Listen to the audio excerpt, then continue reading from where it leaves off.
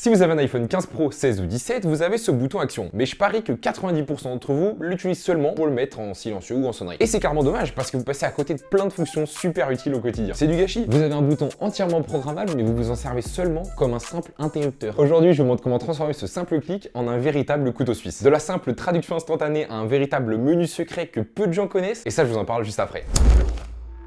Alors c'est parti pour découvrir sans plus tarder la première astuce. Cette astuce c'est à la fois la plus basique mais aussi celle qui vous fera gagner le plus de temps dans votre journée. Le bouton action il peut contourner un maximum d'actions qu'on fait tous les jours. Avec ce bouton, plus besoin de déverrouiller, plus besoin de scroller. En un simple clic, vous allez pouvoir accéder directement à ce que vous cherchez réellement. Je vous propose de paramétrer ce bouton pour qu'il ouvre directement une application. Alors que ce soit Snapchat ou Instagram, vous allez pouvoir accéder à votre application préférée, celle que vous utilisez tout le temps, voire trop souvent, et ça en un seul clic. Et là, choisissez pas une application au hasard non plus. Choisissez à la fois une application que vous utilisez régulièrement et une application qui compte pour vous et qui est réellement utile. Le but c'est de gagner du temps. Moi par exemple au quotidien j'aime bien demander des choses à ChatGPT. Je pense que je suis pas le seul. Alors sans plus tarder, comment on fait ça? Vous allez vous rendre dans l'application réglages, puis on va dans le menu bouton action et vous allez choisir l'action commande. Ensuite vous cliquez sur le bouton bleu choisir une commande, vous écrivez ChatGPT et ici vous allez pouvoir choisir parmi 3 actions. La plus évidente c'est bien sûr tout simplement d'ouvrir l'application ChatGPT. Une fois que vous aurez fait ça, tout simplement dès que vous appuyez sur le bouton, ça ouvrira directement ChatGPT. Votre écran est éteint, votre iPhone est verrouillé, vous pouvez tout de même appuyer sur le bouton et ça ouvrira l'application. Et si vous voulez ouvrir une autre application comme par exemple Snapchat ou Instagram, vous allez vous rendre sur l'onglet d'après, à savoir raccourci, et enfin ici dans démarrer, vous allez cliquer sur ouvrir l'application. Ici vous allez pouvoir choisir parmi toutes les applications qui sont installées dans votre téléphone et vous choisirez donc celle que le bouton action va ouvrir. Donc désormais quand je veux poser une question à ChatGPT, j'ai plus besoin de déverrouiller mon iPhone, j'ai juste à cliquer. Et comme ça, je peux directement lui parler ou lui écrire et avoir ma réponse aussitôt. La deuxième astuce, c'est pour sauver vos voyages. Je vous mets en condition. Imaginez vous êtes à l'étranger, vous ne parlez pas du tout la langue et vous devez demander votre chemin à quelqu'un ou commander à manger. Le pays n'est soit pas anglophone ou soit vous parlez anglais mais comme une vache espagnole. Habituellement, ce que vous auriez fait, c'est déverrouiller votre iPhone, chercher Google Traduction,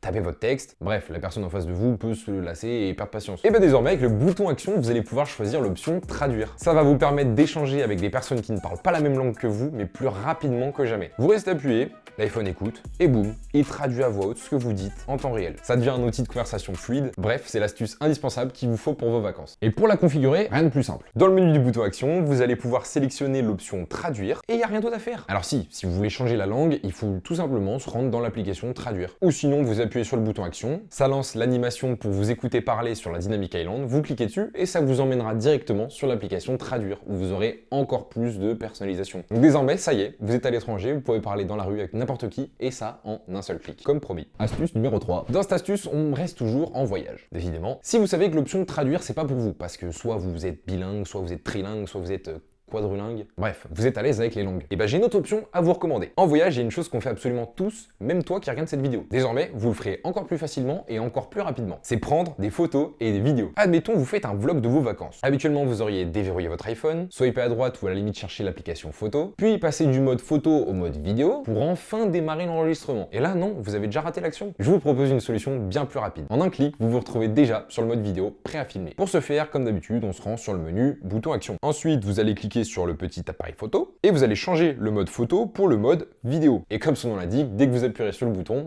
vous allez passer en mode vidéo. Et là, j'ai menti. Il va falloir réappuyer une autre fois sur le bouton action pour démarrer la vidéo. Ça fait 2 clics. Mais là, je vous le promets, vous aurez des super vidéos puisque vous ne raterez plus votre sujet. Cette astuce, elle est un tout petit peu moins utile si vous avez un iPhone 16 ou un iPhone 17 puisque vous avez le bouton caméra contrôle qui permet déjà de faire la même chose. Mais si vous êtes très fan de photos vidéo en vacances, vous pouvez faire l'un qui fait des photos et l'autre bouton qui sert à faire des vidéos. Et ça, c'est cadeau l'astuce. Ou sinon, vous pouvez aussi libérer le bouton action pour l'astuce suivante, qui est donc l'astuce numéro 4, le bouton silencieux mais version intelligent. Cette astuce numéro 4, elle remplace donc le bouton silencieux ou sonnerie par quelque chose de plus intelligent. Tous les jours, on reçoit une tonne de notifications. Parfois, ça peut être plus d'une centaine et je vous invite vraiment à aller vérifier vous-même. Dans les réglages, temps d'écran et ensuite vous pouvez voir l'activité de votre iPhone et voir donc le nombre de notifications que vous recevez tous les jours. C'est parfois effrayant. Le vieux switch silence-sonnerie de votre iPhone ne fait que couper le son des notifications. Mais l'écran, lui, il continue de s'allumer et donc de vous déranger. C'est là que je vous apporte la solution. Configurez le bouton action non pas sur silence-sonnerie, mais sur un mode de concentration. Ne pas déranger, travail, etc. Vous entrez en réunion, vous vous lancez un film, vous voulez juste être tranquille, un appui long, le mode ne pas déranger s'active. La vraie différence, c'est que vous serez complètement tranquille, votre écran ne s'allume plus, les appels ne sonnent plus, bref, on ne vous dérange plus. Et le réel plus, c'est de configurer votre mode de concentration en quelque chose de plus puissant, qui à la fois par exemple change votre fond d'écran, ne laisse passer que les notifications qui méritent de vous déranger réellement. Un clic et vous êtes dans votre bulle. Et on est déjà à la dernière astuce, le menu secret. Le problème des astuces précédentes, c'est que le bouton action, il vous permettait qu'une seule action. Mais ça, c'était sans cette astuce. Si je veux la traduction et l'appareil photo, je fais comment? Vous allez pouvoir créer un menu qui va vous permettre de cliquer et de choisir l'action que vous voudriez effectuer. Pour ce faire, c'est un petit peu plus compliqué qu'au début, mais vous allez voir, ça reste tranquille. Rendez-vous dans l'application raccourcis, vous allez créer un petit dossier dans lequel vous allez mettre 4 ou 5 raccourcis. Moi ici, j'en ai créé 4, à savoir allumer la lampe torche, mettre en ne pas déranger, lancer un minuteur pour les pattes et appeler un pote par exemple. Vous cliquez sur le petit plus pour créer un nouveau raccourci. Ensuite, dans la barre de recherche, vous cherchez par exemple allumer la lampe torche et vous renommez le raccourci. Vous faites ça pour tous les raccourcis que vous souhaitez créer pour votre bouton action. Une fois les raccourcis que vous souhaitez intégrer à votre bouton action créé, vous sélectionnez et vous cliquez sur l'icône dossier, puis nouveau dossier et enfin vous choisissez un nom et une icône. Ensuite, on revient dans le menu action que vous commencez à connaître et vous allez choisir l'option raccourci. Ici, dans mes raccourcis, vous allez cliquer sur l'option afficher le dossier et ici, vous allez avoir le dossier que vous venez de créer à l'instant. Par exemple, moi, pas très original, mais je l'ai pas renommé, donc il s'appelait encore nouveau dossier. Mais dès que je vais cliquer désormais sur le bouton action, automatiquement, il va m'afficher mes 4 actions favorites. Dans le cas où vous passez beaucoup de coups de fil dans une journée, vous pouvez créer un menu qui va vous afficher toutes les personnes que vous avez l'habitude d'appeler dans une journée. Le bouton action, il est ce que vous en faites, ne le laissez pas dormir. Utilisez-le, il est trop pratique comme vous venez de le découvrir.